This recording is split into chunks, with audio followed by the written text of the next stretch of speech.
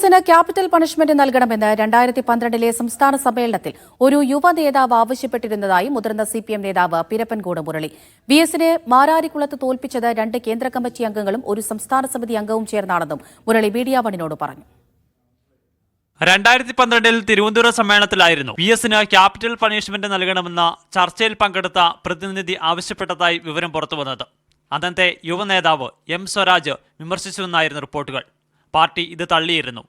എന്നാൽ capital punishment വിമർശനം ശരിയായിരുന്നുവെന്ന് സമ്മേളനത്തിലെ പ്രതിനിധിയായിരുന്ന മുൻ സംസ്ഥാന സമിതി അംഗം കൂടിയായ പിരപ്പൻകോട് മുരളി. നല്ല ഒന്നാന്തരമായി വാചകം പറയുന്ന അദ്ദേഹം ഒരു സാഹിത്യകാരനായിട്ടൊക്കെയാണ് സ്വയം നടിക്കുന്നത്.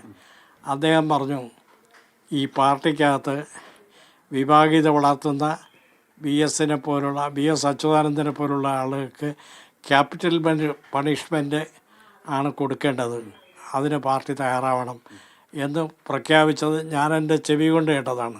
എസിനെ മാരാരിക്കുളത്ത് പാർട്ടിയിലെ നേതാക്കൾ തന്നെ തോൽപ്പിച്ചതാണ്.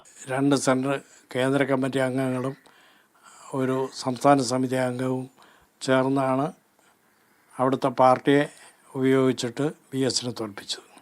എസിനെ 2016 മുഖ്യമന്ത്രിയാക്കണമെന്ന് ആവശ്യപ്പെട്ടതിനാലാണ് തന്നെ പാർട്ടി സമിതികളിൽ നിന്ന് ഒഴിവാക്കിയതെന്നും പിരപ്പൻകോട് മുരളി ആരോപിച്ചു. അന്ന് സംസ്ഥാന കമ്മിറ്റി ഇതിൽ നിന്ന് രക്ഷപ്പെട്ടത് എങ്ങനെയാണെന്ന് എനിക്ക് ഇപ്പോഴും ആലോചിക്കാൻ പറ്റുന്നില്ല. കാരണം കമ്മിറ്റി പിരിഞ്ഞ ഉടനെ പറഞ്ഞു, നിൻ്റെ കച്ചവടം പാസ്സായി എന്ന് പറഞ്ഞു. മീഡിയ 1 തിരുവനന്തപുരം.